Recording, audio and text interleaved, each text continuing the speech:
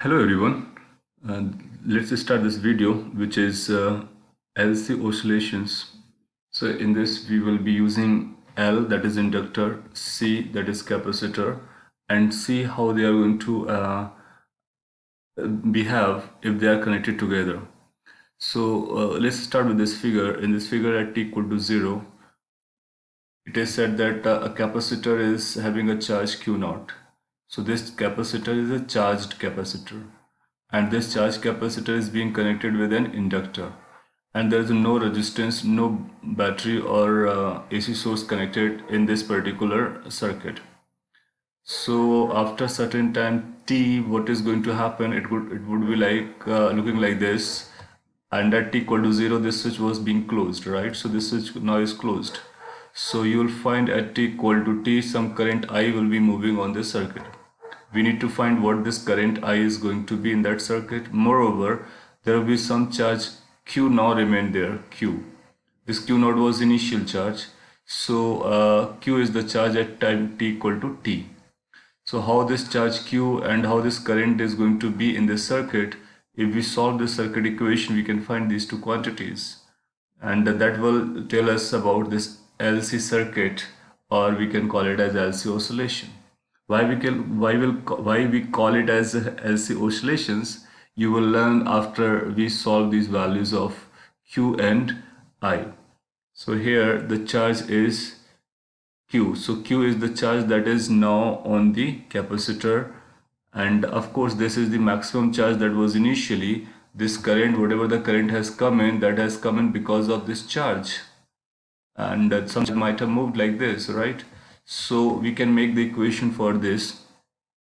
Before I make the equation, let me write this point. Let capacitor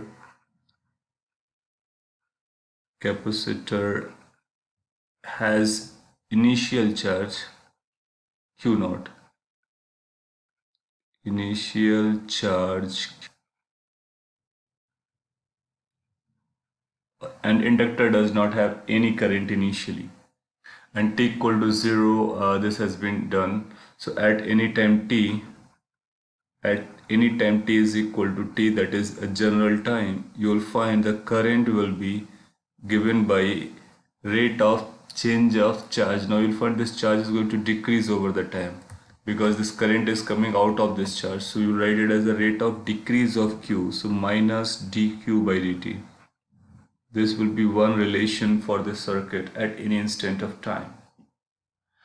And at any instant of time, another equation will be the loop equation for this Kirchhoff or this loop, right? So if we apply that loop equation, so you'll find this will be plus, this will be minus. So you can say this potential must be equal to this potential. Or you can write the drops whatever way you want to write. So I'm writing that two potentials are equal. So Q by C at any instant is going to be equal to L di by dt. Now these two equations together will be helping us to find out the value of Q and the value of I. So you can call this equation number 1, you can call this equation number 2. How we can handle these two equations? A little bit mathematics you can apply. So let's say place the value of I from the second to the first, and this is in terms of Q. So it will be in terms of Q only. So we can write the second equation as Q is equal to L into C into dq, d upon dt, and then I, in place of I you can write minus dq by dt. Further simplification will lead to, let me write over here itself, this could be written as d2q, because we know double differentiation is like this. This is going to be equal to minus 1 upon LC, this is a constant that is given to us, into Q. This becomes the equation. If you look at this equation carefully, then you'll find this is an equation which is a differential equation, and it involves double differentiation. Now what the solution of this equation is going to be, that can be connected with the SHM equation, and that we have already solved. We have solved this equation d2x upon dt2 is equal to minus omega square x. And we know if this kind of equation is given to us, we know what the solution for this equation is. Solution is x is equal to a sine omega t plus phi or a cos omega t plus phi, whatever way you want to write, you can write it. So I'm writing here a sine omega t plus phi. You know this phi will be such that which will be allowing both sine or cos function, right? Now if you compare with this result that we already know, we can solve this equation quickly. The only difference is instead of x there is a variable called q, and instead of this omega square there is a number this written there. So we can rewrite this in this form. That means we can say this equation is d2q upon dt2 is equal to minus omega square q, and where omega is going to be written by this number, where omega is going to be written as 1 upon under root LC, because this is square, so under root we take, so we will find this is omega. And the value of q, the charge on the capacitor at any instant, is going to be equal to some a sine omega t plus phi. Now what the omega is, we know this is going to be the omega. What is the phi? This is a arbitrary constant. We need to find out what is a. This is also arbitrary constant that we want to find out. Now you can find these arbitrary constant by applying the initial condition. Initially charge was q naught, and we can say since initially charge was q naught, so this charge q naught will be the maximum charge, and later on this charge will decrease, right? And what the maximum charge can be from this, you can think of this a is going to be the maximum charge, or you can put this mathematically. If we solve, then we'll find from here by applying condition that a is going to be the maximum charge q max, and maximum charge in the capacitor is going to be q naught, because you know this is an arrangement, or this is an arrangement in which both the devices are able to store energy, so there is going to be no wastage of energy. So, and the initial charge, whatever is, that is going to be maximum. Later on it will decrease, and if it sometimes it's going to increase, and after increase it will be, it can this value only, because this was the initial part of it, right? So this will be q naught. So we got the value of a. Similarly, can we find the value of phi? Yes, we can put the value of phi. Initially at t equal to 0, charge must be q naught. So let's apply that condition. At t equal to 0, charge must be q naught. So q must be q naught is equal to, this is q naught, and it will be sine times 0 plus phi. So sine phi is coming as 1. From here you can find this sine phi is equal to 1, means phi must be pi by 2, or similar type. There can be a number of solutions, so simplest solution is pi by 2. Now you can come back and put the values over here. When we come back and put the values on this equation, so q comes out to be initial charge, which is q naught, into sine omega t plus 90, sine omega t plus 90. And we know sine 90 plus omega t is cos, so this will convert into, or this will convert into q is equal to q naught cos omega t. This expression will let us know how the charge will be varying on the capacitor in case of this system. Now you will find this variation is going to be periodic, and it will have a frequency omega.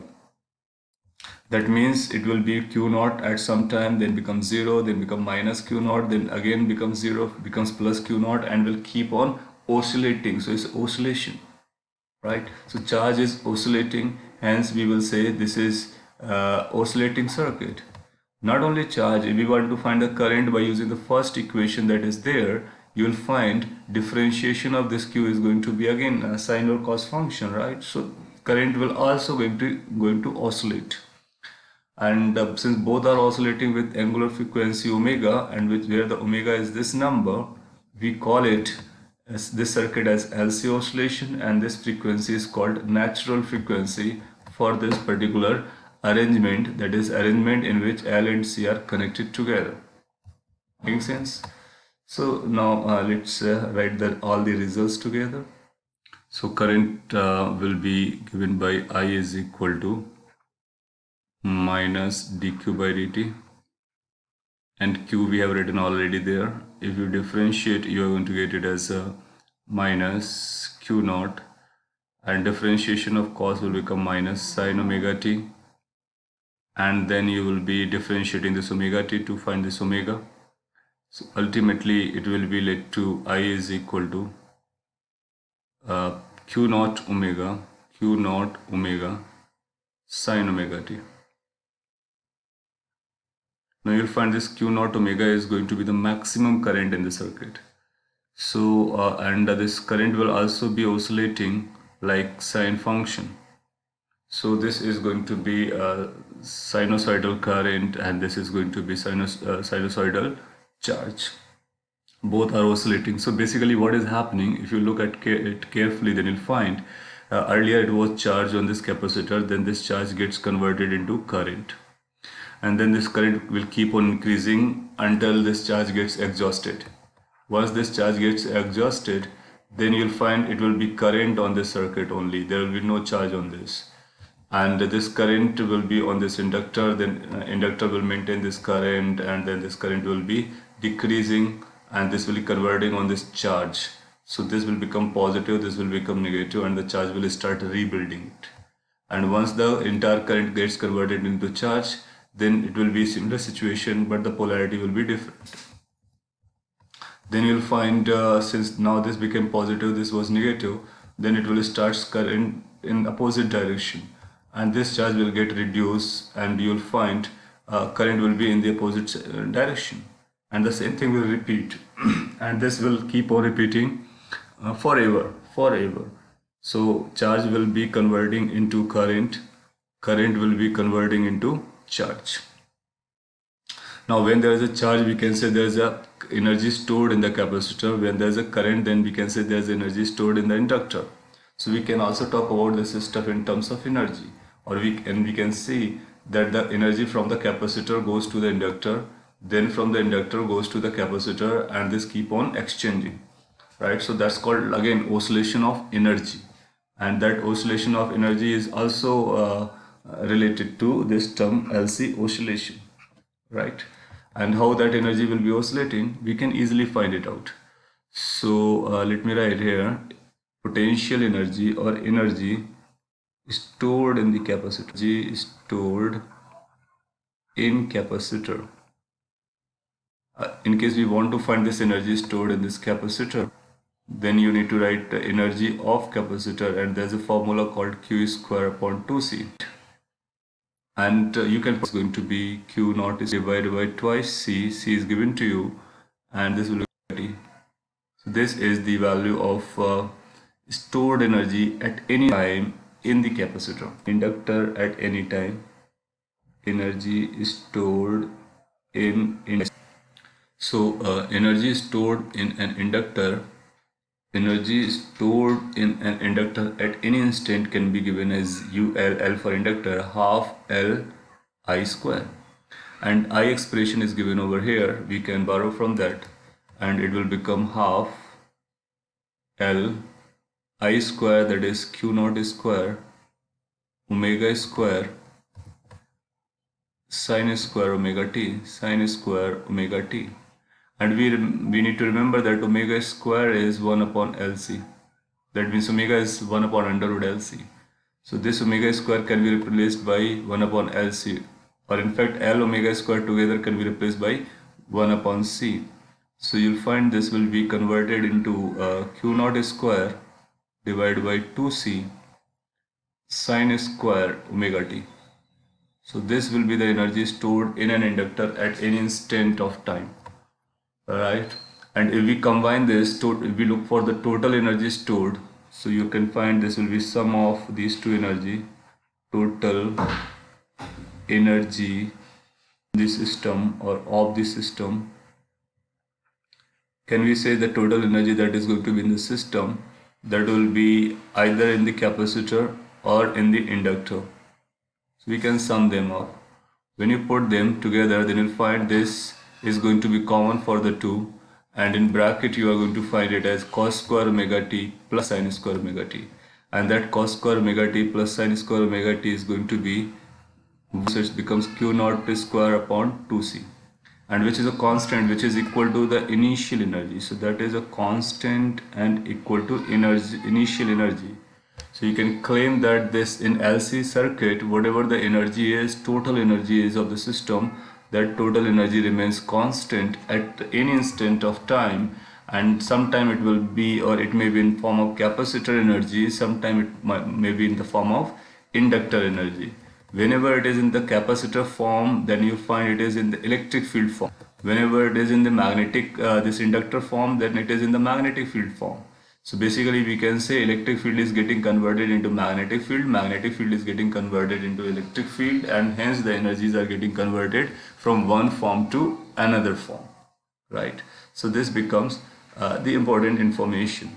Moreover, for variation of these two, the frequency is going to be omega, whereas for the variation of energy, if you look at the energy variation, these two energy variation, then it's going to be cos square.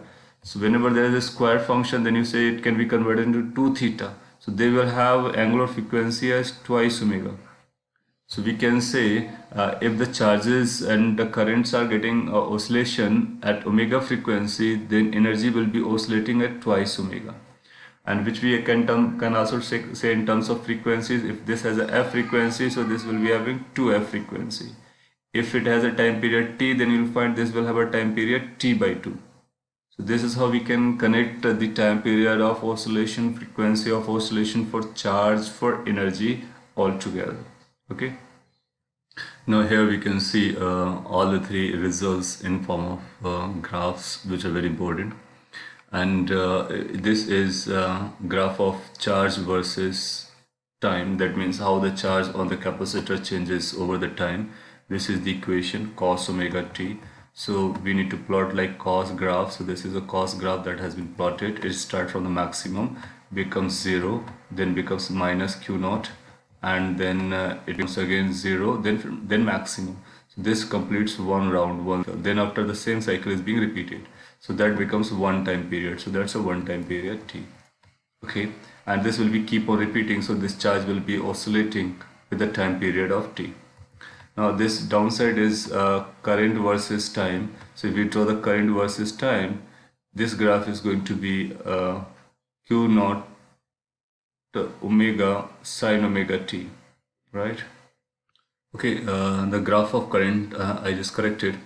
It was otherwise, because I is equal to you can see here is I naught sine omega t, and it's a positive, it's a sine omega t. So it starts from 0, goes to this maximum. This maximum is equal to q naught into omega. So that's the maximum value, and it will be going up maximum, then becoming 0 at t by 2, then going to downside, then becomes 0. This will be one cycle, and then the same one repeating, and you'll find this will also have a time period t, just like this. So this is the charge versus time, this is a current versus time for LC oscillation.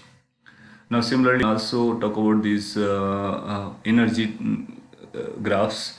If you plot this energy of capacitor with time, then you'll find the cos square function. So cos square is going to be a graph which is going to lie upside. So this is half of it, and then it becomes second half of this. So this will be the cycle for cos square, and then this cycle will keep on repeating itself. So it will have a time period this, which is t by 2. Now where t means this t, whatever the t here. So here the t means this number. T is 2 pi by omega, that means 2 pi under root LC. This is the T. If that is the T, then you'll find this will completing one cycle, and then it will be having another cycle. That means in T time it will have a 2 cycle, hence its frequency is twice, right? And what this maximum value is, that is Q max square upon 2C. We have written as Q naught square by 2C. That's going to be the maximum value of stored energy in the capacitor. Similarly, for inductor you can check it. It's a sine square function. So sine square function will be start with like sine and then go to the up, then downside.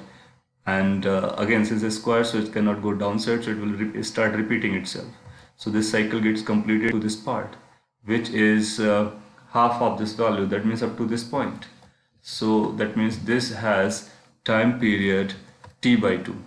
So this T is for, and for this time period is T by 2, where T is this value. Okay, so from here you can see the frequency is twice, time period is half. Moreover, this maximum value of its stored energy in the inductor is going to be half Li square, where I is going to be maximum. And you'll find these two numbers are going to be equal. So we can also write it as a Q square max, or Q max square upon 2C will have the same value as half Li max square. That means maximum stored energy in the inductor is going to be the same as the maximum energy stored in the capacitor, and it is going to be equal to total energy. Total energy. Because we know this total energy remains constant, hence they will be constant, and maximum will be equal for the two. Can you think of? So this is all about oscillation, their time period, their frequencies, their graph, their expressions. And the conceptually it goes like that: capacitor has energy, then they supplies energy to inductor then is stored in magnetic form, then it supplies to capacitor, and this energy keeps on changing. All right, so so you need to remember how the charge varies, how the this current varies, how the energy in the capacitor is, how the energy in the inductor is, and what is the time period. And this time period is for charge and current. Time period for energy is going to be half, and what the omega is, the natural frequency if you do the square root of it, and that becomes the natural frequency. So this is important from the examination point of view. There will be question direct coming in, and they will give you circuit. They will ask you find the current, find the maximum current, find the maximum charge, or find the charge at any time. Like they may say that charge at t is equal to t by 4. So you remember, you know this formula, and you can put the value of t to find the charge at any instant, current at any instant, energy stored at any instant in the two devices. Okay. Also, that was a short video related to LC oscillation. So basic stuff has been explained to you. Make your notes. If anything bothers you, let me know. Thank you for watching. Have a great time.